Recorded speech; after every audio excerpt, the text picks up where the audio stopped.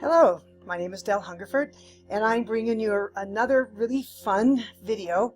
It's all about cymatics, which I did discuss in a small amount in the last video where I spoke about the ancient solfegial frequencies, and it's all about frequency.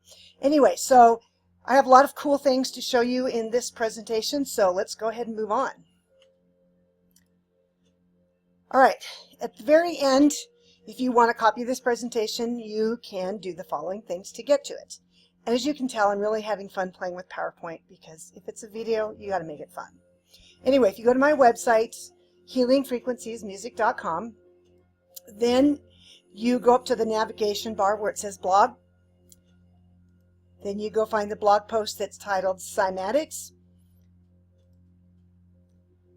Then at the you click on that particular article, and right below this video, you will see a PDF file with the name Cymatics.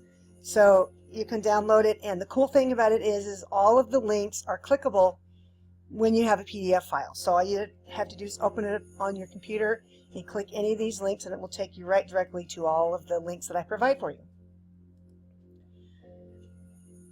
All right, which I just already said that. Okay, what are cymatics? What is it? So let's take a little peek.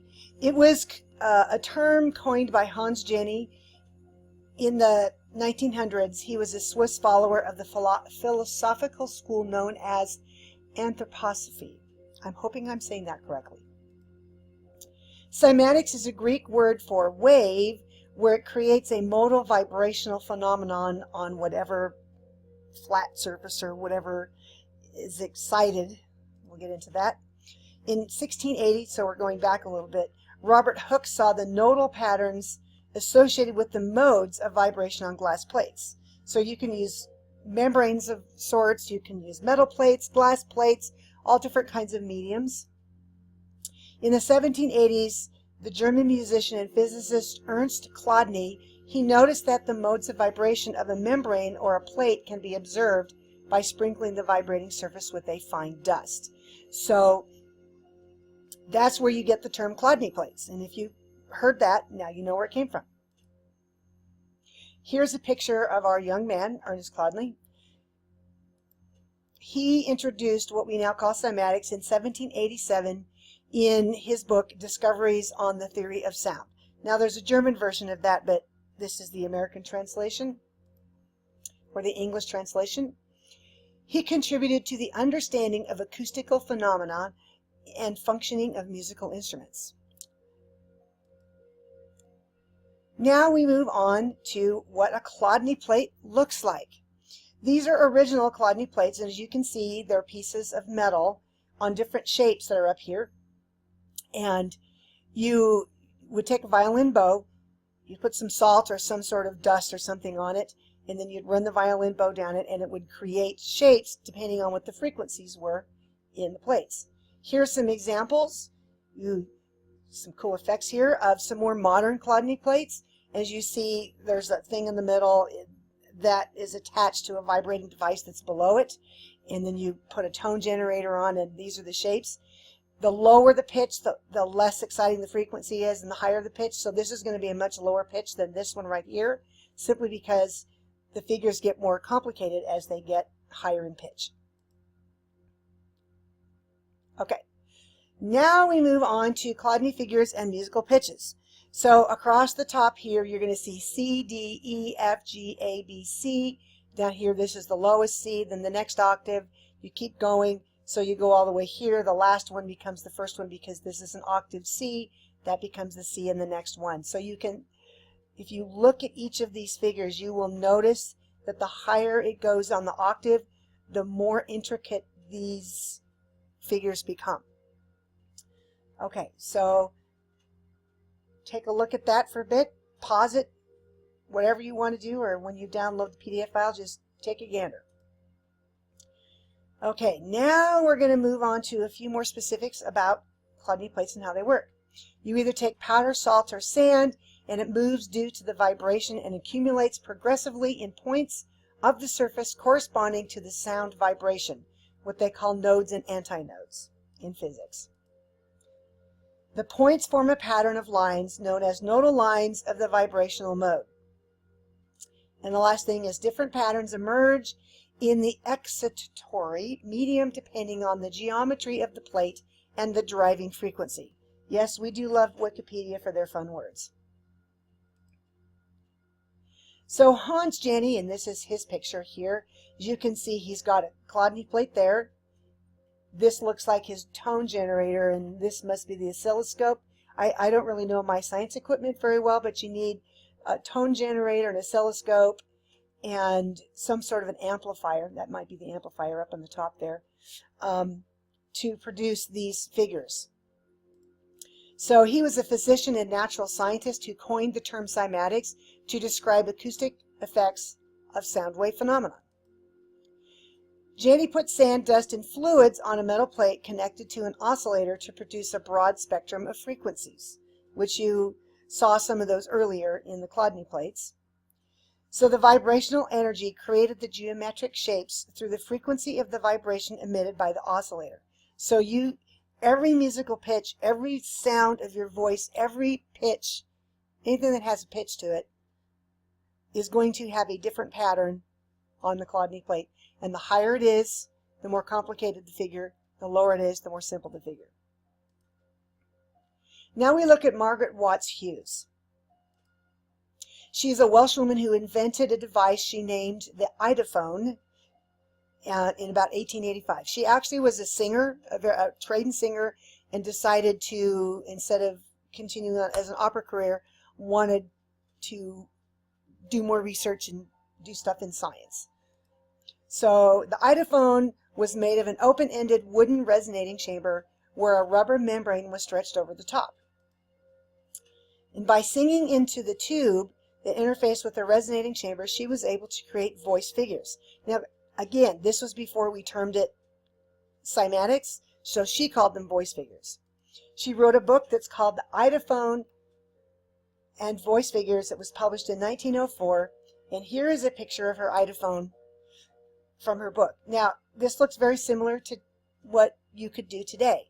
There's many YouTube videos out there that if you use PVC pipe, basically you have one pipe here that's connected into another pipe, then you stretch a balloon over the top and hold it on with rubber bands, and voila, you've got an idophone. And this is the title of her book, and this is the first page of it, and you can purchase this book. I think it's only $2.99 as a download from cymascope.com. You go into the site, you click on the shop button, which is somewhere in the middle of the site. It's a little bit hard to find at first, but there it is. Okay, now what she did, she wrote down and drew pictures of the musical pitches when she sang into them and notated what the shapes were. And this is the song Old Hundredth. And I'm going to make an attempt to sing this for you in solfege, which most musicians would have done because, as we learned in one of our other videos, Guido Varezzo invented solfege to help musicians sight sing a piece of music. So I'm going to match the music that's in the background. So, do, that's my do, do, mi, so, mi, do, establish my pitch. So here's do, do, ti, la, so, do, re, mi, re, do, fa, mi, re, do, re, mi, re, do, la, ti, do, so, mi, do, re, fa, mi, re, do. And you might recognize that as a hymn that is sung now. And everything I sing is below sea level, so this was a perfect music in the background to match that with. It's an F below middle C. Anyway, so you can see these figures. So every time you have this E flat here, you have this figure. So when she's singing that particular E flat, this is what the shape looks like. When she sings this G, that's what that shape looked like on the idophone. Okay, let's move on. Now we're going to go to a guy named Benjamin Silliman, and I found a quote from him. Actually, he was born on August 8th, 1779, and died on November 24th, 1864, to give you an idea of his age. I mean, you can kind of tell by the picture. He was an early American chemist and a science educator, and he was one of the first American professors of science at Yale College, the first person to distill petroleum in America. He looks like a fine Yale man to me. He was the founder of the American Journal of Science, which is the oldest continuously published scientific journal in the United States. Now, I found this quote on the site cymascope.com, and we're going to talk a lot about them here in a minute. And I thought this was a very interesting quote.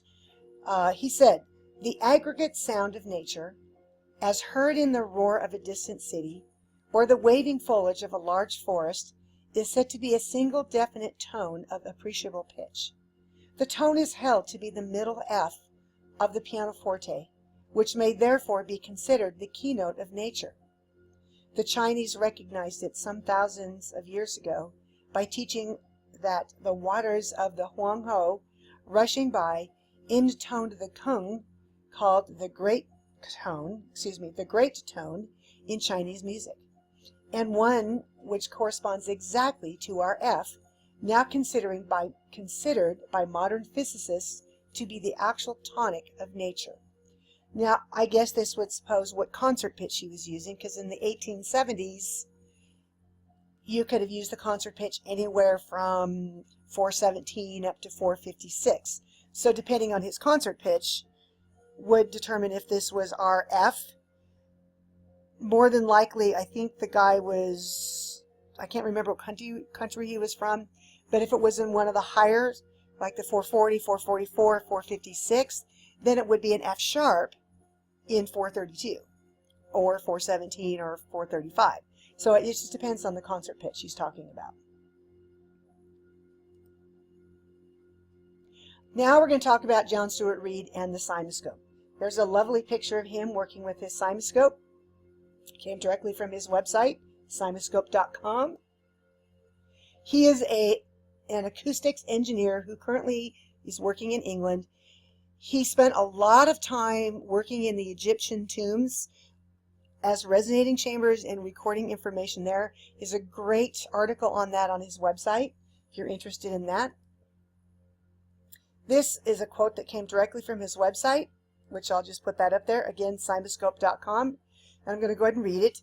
"Reid began experimenting with instrumentation that would enable an accurate visual equivalent of sound to be created from any audible sound, resulting in the invention of the cymascope cymograph images, or sound images, created on the cymascope and are considered to be analogs of sound and music, since the geometries they contain correlates with the musical pitches that cause patterns to form on the instrument's membrane." And again, that's a quote from his website, cymascope.com. Here are some visuals of the cymascope. They're different from Chladni plates because they're more three-dimensional rather than on a flat surface, and most of the time they're dealing with, I think he has water or some sort of liquid in there, which gives it more of a three-dimensional look. So they're going to look quite a bit different than the actual Chladni plates. And you can see right here, these are the different notes, and these are low enough down on the keyboard. These are the different shapes, and you can see how each note changes shape. Now here's a picture of the cymascope, and he's using it for all kinds of things, listening to dolphins and translating that language. And you can put a dolphin clicking sounds, and out of that will actually come a shape of what the sonar thing of the dolphin is doing. He's done that with this machine. He's done really cool, amazing things with this machine. And I'll tell you about an interview here in a minute that he did where he talks about this at length. He has a project called "Can Music Influence the Longevity of Human Blood Cells?" So it's an experiment by Emily Abbey, John Stuart Reid, and Sayer G. Not sure how to say that last name. And this is what the actual website says. Here, I'll go ahead and put the website. So if you are interested in this, you would go to click on this link. And so I'm just going to go ahead and read this so that people who are just listening rather than watching. What is the significance of this project? If specific genres of music could be shown to extend the life of blood cells versus the possible negative effects of noise on blood cell mortality, it may radically alter the listening habits of individuals and the environments in which they immerse themselves. The results may also provide a better understanding of noise exposure in the workplace. In addition, this initial experiment will provide a foundation of future experiments planned to help identify the medical mechanisms that underpin sound therapy, a drug-free modality that is showing potential in the support of many forms of illness. I'm not even going to touch that one at this point. We could take so many rabbit trails, but we will take these rabbit trails in another video. But even though the project is funded, they're constantly taking more money to go towards purchasing equipment and further research. So again, you can, I think there's a place that you can donate to his projects on his website, cymascope.com. But if you click on this link that I have right here, that will take you directly to the project. And I believe you can still give money even after the project is done, or after the deadline is done. Okay, now what I think is really cool is they have an app called the Cymascope. So to download the app, you go to your Play Store from your device or visit cymascope.com. And this is what the app looks like. It's a music made visible app for Apple, iPod, iPad, and all major Android brands. And I downloaded the app. And it's really cool because as you see here on the bottom, you can change your pitch. They've got A432, A440, and A444, which means the concert pitch is set at one of those. And it is very noticeable, the difference in the shapes between the 432, the 440, and the 444. The prettiest shapes, believe it or not, are in the 440, are in the 432.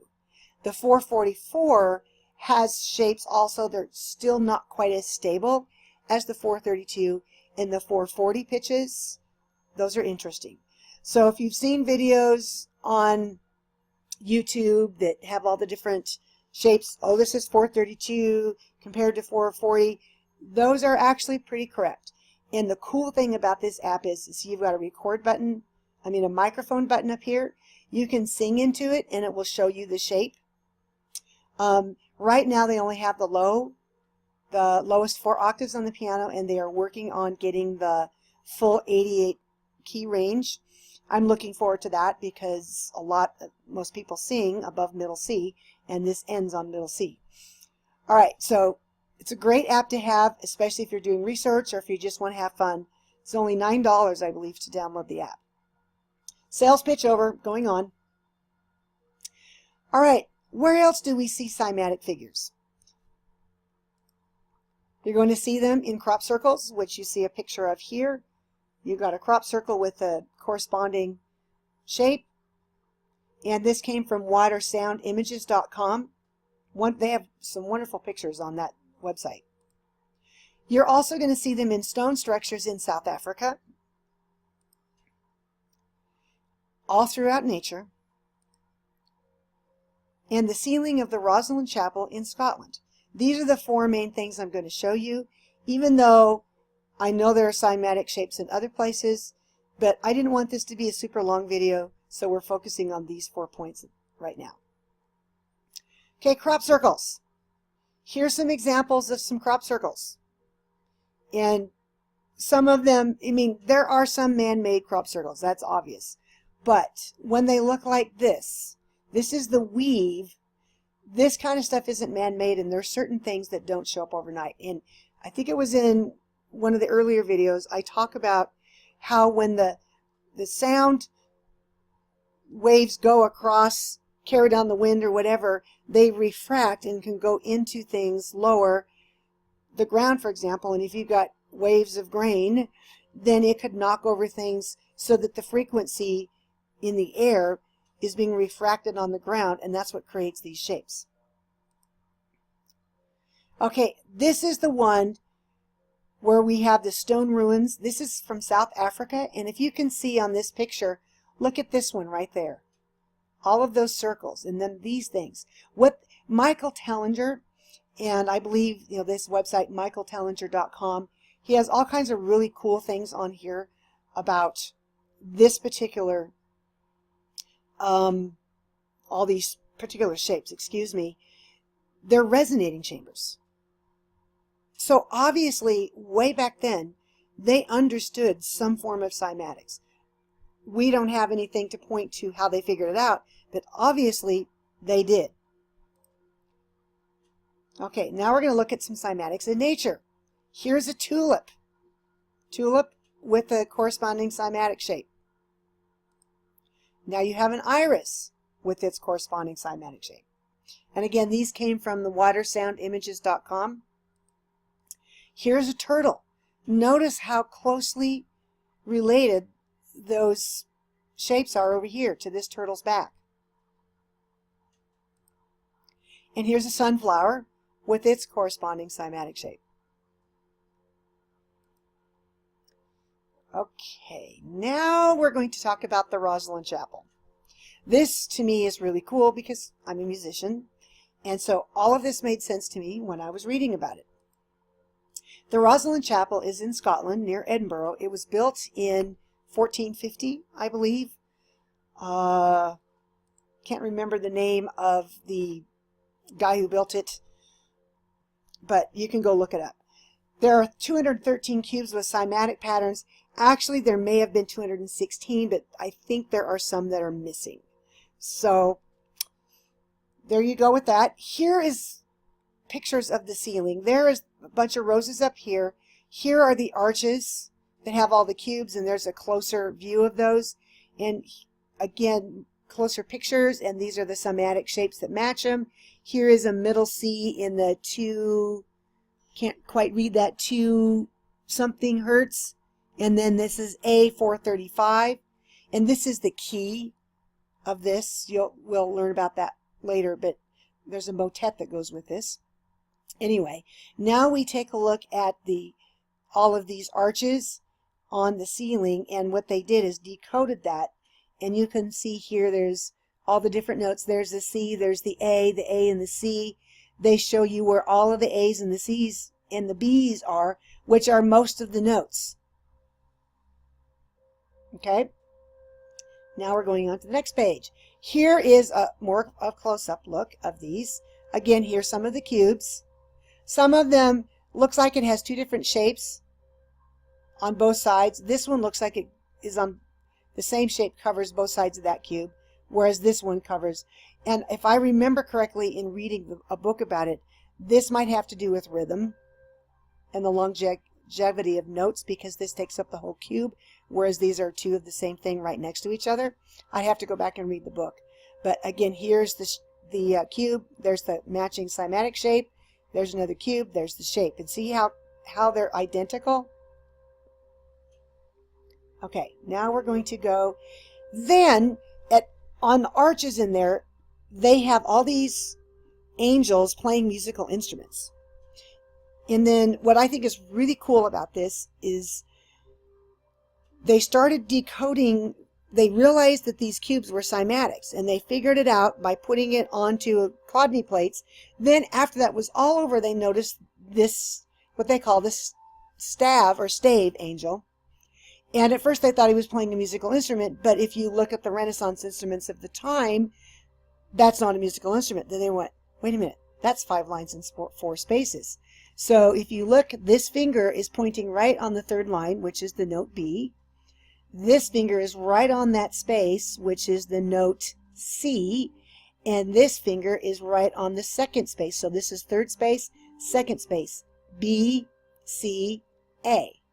This corresponds to the B, this is the C, and this is the A. How interesting is that?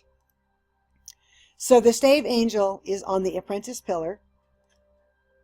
So the angel appears to be pointing to the notes B, C, and A, which I just showed you, B, C, and A. And when you transfer them into cymatic patterns, they're in the 435 concert pitch, which would have been, who knows? Obviously, it was whatever they used in that particular city at that time.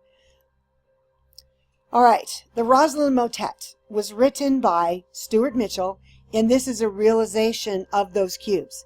You can go on to the roslynmotet.com, or you can go to the Rosslyn Chapel. You can hear samples of the motet. It was done, all of the instrumentalists that were on each of the pillars represented instruments of that day. So he was able to realize this music based on Renaissance music and how it would be written. The cool thing about it is his father, Thomas Mitchell, is a specialist in Renaissance music. And so I really call him a forensic musician, where you can go back and if you know all of the nitty-gritty details about Renaissance music, and then you see something like this, you're going to know, oh, these notes don't go together. You know, this is not typically done, this is not typically done, but this would always be done. That's what a musical forensics person would be doing in something like this. You have to really understand the music of that era and how it would naturally go together. So taking that and then adding a few extra pieces to it, they came up with the Rosslyn motet, which is an absolutely gorgeous piece of music, by the way. So here's some other curiosities for you. If cymatic shapes are built into the cubes of the Rosslyn Chapel, what other historic buildings could they also be in? Has anyone ever been to any of the cathedrals or places in Europe? And if so, have you seen anything that looks like Chladni plate figures on the walls? They wouldn't necessarily have cymascope figures because they would have only had access to membranes on flat surfaces. So those would be the kinds of shapes that they would be looking at. If people have found something, I'd very much like to hear about it. Use the Contact Us button on my website, Healing Frequencies Music. Let me know. It's obvious people understood cymatics were related to musical pitches. Otherwise, the cubes in the Rosslyn Chapel wouldn't have been created. So in 1450, somebody knew that this particular note matched this cymatic figure. They didn't have that term for it, but they had some understanding that a musical note was this shape. So in a sense, if you can go and look at some of the cathedrals and look at some of the other places and see if there are shapes in there, potentially you could get the exact frequencies of music that might have been written during that time. I'm just saying, I haven't researched, but that's just something to throw out there for you to chew on. John Stuart Reid indicates cymatic figures are also in Egypt. This little shape right here, that is an exact figure of a specific pitch, and he talks about that in one of his articles. Off the top of my head, I cannot remember specifically what note that is, or what, what's Chladni plate figure it would match. But this, I think, was found in one of the tombs. All right, and so we're going to end this whole thing with resources. Of course, John Stuart Reid, I've talked a lot about him. He is probably, from what I've been able to gather, one of the foremost authorities on acoustical engineering around. I'm extremely fascinated by everything he has on his site. So if you're into this stuff, there is your starting point. Stuart Mitchell, he is the composer of the Rosslyn motet and a wonderful musician, has some great music out there. The Rosslyn motet information, you can also go specifically to the Rosslyn Chapel or the roslynmotet.com. And Nigel Stanford, if you really like cymatics, you go into YouTube and type in Nigel Stanford Cymatics and you're going to come up with an amazing video. He is a rock musician, I think from either New Zealand or Australia, and he has a band, and they went into the studio and they hooked all of their instruments up to different cymatic type things. I think the kick drum has a water thing, and every time he kicks the drum it swirls. The keyboard is hooked up to a Chladni plate. Then there's another keyboard that's hooked up to some oils that every time he plays they shoot up, and there's one that has fire that goes through it. Really cool, and you can see cymatics at work. Now this I found extremely interesting. There is a podcaster named Joel Dolezal. I'm not sure how to say that, or Dolezal, probably is correct. And if you go to his YouTube channel, just type in his name and type in John Stuart and Joe Dolezal, you will find that interview. But the one that was the most fascinating was there's the Robert Borman watersoundimages.com, the one that had the pictures of the tulip and the iris. This is his website. Amazing stuff on there. But this is the interview that was the most fascinating. Natalie Gray, thegrayscape.com, and I believe her YouTube channel is The Grayscape. She interviews John Stuart Reid. It's a two and a half hour long interview, and it's episode 35, and it's titled The Startling Secrets of Sound. It's available on her YouTube channel. They talk about everything possible when it comes to sound healing. It gave me lots of amazing rabbit trails that we're going to start following. A lot of the stuff that was talked about on there I'm already familiar with, but they say it in a fresh way. And what's really cool is he now has the science to back up things such as cell memory. Each cell has its own song. When you speak into the cymascope, it can create shapes. He talks about, he doesn't say this, that matter has memory, which is quantum physics. He talks about that in there, but doesn't use those terms.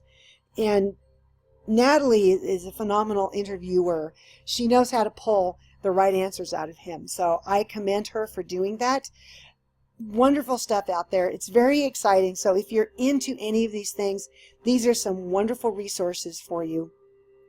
So, and if you're curious about the music playing in the background, this is my own music, which is played mostly at the 432 and the 444 concert pitches. You can find that on my website, healingfrequenciesmusic.com.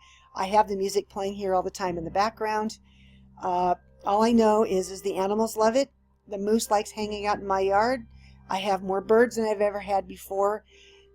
They like the music. Calming, relaxing stuff. So if you ever want to see a moose, come visit me. Anyway, thank you for watching in this episode, and there will be more cool stuff about cymatics coming up in the next blog posts. And if you have any questions or comments, go to the Healing Frequencies Music and click the Contact Us button, and I'll get your message. Thank you. Have an amazing day, and we will talk to you later.